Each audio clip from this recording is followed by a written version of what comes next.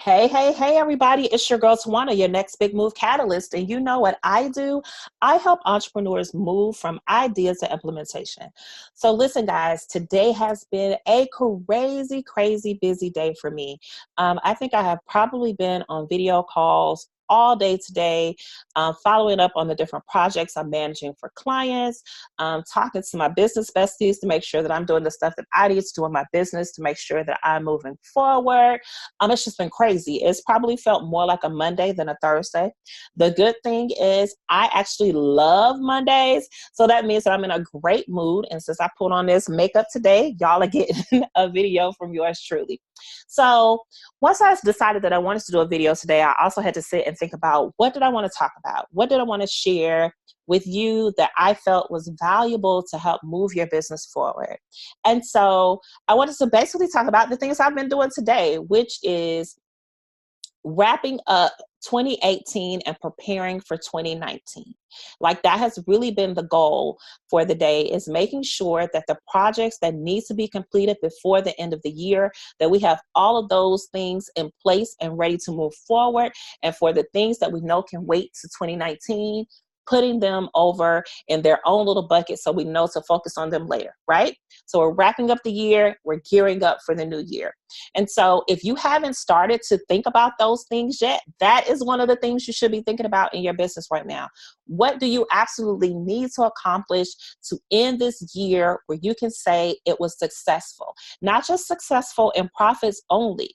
When I talk about defining success for yourself, for me, it's not always about profits. It's about all of the other things that you've accomplished. Did you launch those programs that you were thinking about? Did you, create that conference that you were talking about? Did you finish that book that you had on your list? Did you create that course that was important to you? Did you do all of those things, right? And if you did it, what do you need to do before December 31st to say, I did what I came to do in 2018? So I encourage you to pull out those to-do lists, all of those papers with post-it notes where you would jotted down notes to yourself. If you have notes stuck in your phone because you don't do post-it notes, but you have them, in Evernote, or you have them in some other place. Let's pull all of that stuff together. See where you are with things. See what you can absolutely accomplish before the end of the year and what you can push to 2019. Because we have to be realistic, because we still have client deliverables. You still have your regular business stuff that you need to accomplish. And then you still have your personal things that you need to accomplish as well.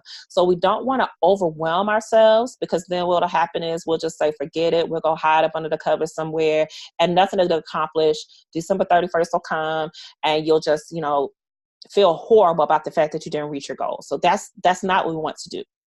We want to look at where we are, what we still have left to do, and then think about our ability to finish those things. And then when you look at those few projects, because really, let's be realistic, we only have a month. So when you think about your client deliverables and you think about other things, you probably really only have, depending on how big your projects are, you probably only have the capacity to do maybe two. Two is a good even number. If you accomplish two things, you feel great. If you accomplish one, you still got 50%. While that's not amazing, that's still better than nothing, right? Think about those things and then start thinking about, what do you need to accomplish those goals, right? I'm going to tell you to pick some of the stuff that's a little bit easier, because for me, I always find with myself and even with my clients, even when you check off the smallest things, it's something about being able to tick off that is checked that makes you feel good.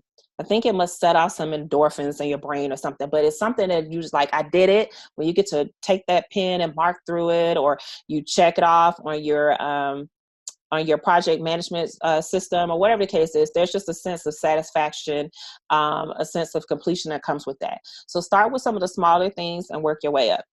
And then also, when you're looking at those projects and those things that need to be accomplished, you look at the resources that you need to finish them.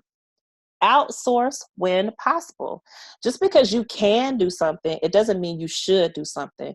Oftentimes, trying to do everything yourself is not the best use of your time, and it's actually costing you money than saving you money. I paused there for a reason because most of the time people don't get that. When it's time for us to start outsourcing and bringing people into the folds, we're just thinking about all the money we're going to have to pay out. We're not too sure if our finances can hold it. We're not too sure we have the processes in place to be able to bring people on.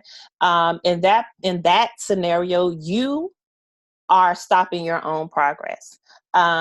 Most of the time, the things that you can outsource, especially simple things, and I know it's hard to let go of the simple things because you're like, I can do that. I can create my own emails. I can set up my own email automation. I can create my own landing pages. I can create my own courses. I can create my own blog posts. I can create my own this. I can create my own that. You can.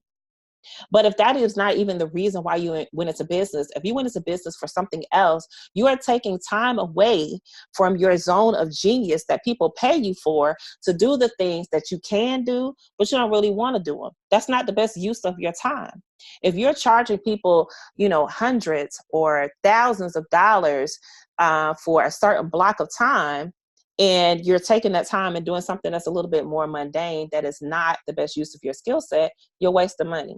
So when I was working in the VA space and I would have to explain to people why working with me made them money, I give them this simple scenario and I'll share it with you guys, and you can apply it in your business any way you see fit.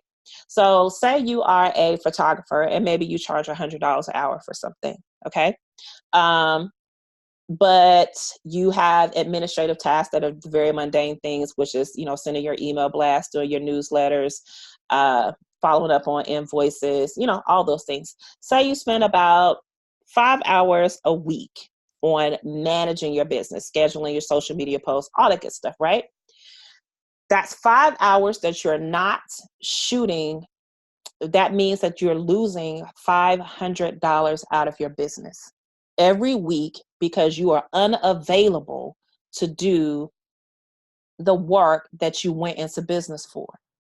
A VA, depending on their skill set in this particular instance, let's just say they charge $10 an hour. That's not my rate, but I'm just saying. Let's say they charge $10 an hour, 5 hours a week, that's $50. $50 versus $500. So this is how trying to do everything yourself actually costs you money, how outsourcing saves you money. Okay, so think about those things, those projects that you have that are outstanding. And think about the parts of the project that you can actually outsource to a virtual assistant, to a graphic designer. If you're trying to, redo your website, maybe you need to write some new copy for your website, so you need a copywriter. Or things like that. Think about those things that that you can hand off to people that will help move your project forward so that you can reach your goals for the end of the year. Okay, so I think before I start babbling on, I'm going to stop there and I'm going to say this to you. If you're not really sure where you need to start, what it is you need to do, or anything of that nature, that's why I'm here. That's actually what I do with my clients. I work in the program and project management areas with entrepreneurs. So when I was saying that I had calls this morning, I was talking to different team members. I'm talking to team members to make sure that they have all the resources they need to move forward so we can hit these end of the year deadlines. We've created deadlines that have us finished before Christmas starts so that we all can take some time off. If that sounds like what you need in your life, then give me a call. Get on my calendar. I'm actually doing a special for the month of December, where we can talk through one or two of your projects. We can create a little outline to help you move forward, figure out where you may be missing some pieces, talk about, just whatever you need. So whether you are trying to wrap up a new website, whether you're trying to create an onboarding process for clients for 2019, whether you are trying to create more automation and structure in your business so that you can hire a full-time or part-time VA. Maybe you're looking for different ways to implement some of your ideas. Maybe you want to launch a new podcast in the new year. You're not really sure what to do. You know what to do, and you don't have you haven't really thought through how you're going to manage that process, right? Those are all the things that I do. But we can definitely sit through and talk through a plan for you. So I'm offering mini strategy sessions, which I never offer many strategy sessions. Typically, they're always 3 hours. I'm doing 1 hour specials for the month of December because I want to see everyone win. The cost is $97, which is about 40% off. I think it's a little bit more than 40% off. You can get on my calendar by going to bit.ly/mini strategy 2018. The link will be in the comments. And I hope everyone is having a productive and profitable week. And until next time, see you guys.